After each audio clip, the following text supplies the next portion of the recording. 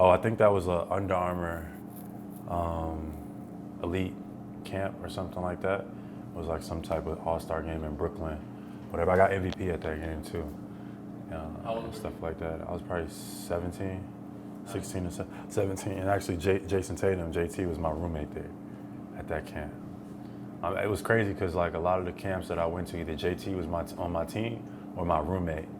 It's kind of scary to even think about right now. Like, it was almost predestined. Like it's like if we did a visit, JT and me and him was always like they had us sitting next to each other.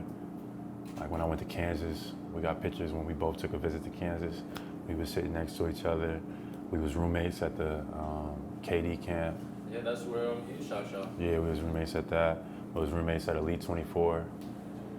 We played on the same team on, at some of those Nike camps. So it was like crazy how like that ended up lining up. Do you feel like you guys have more of a chemistry because y'all know each other from a young age before like things kind of went crazy? I wouldn't say that. I think our games just complement each other. Like, we both have that same desire and passion to be great.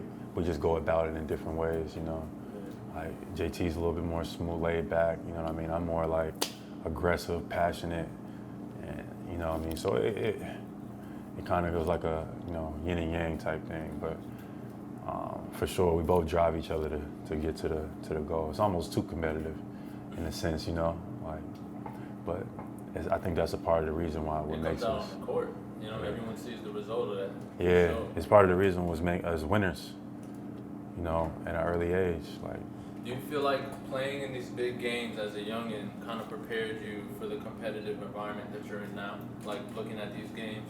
No. It's a whole different. NBA is a different ball game. Either like some people is built for it and some people are not. It's faster.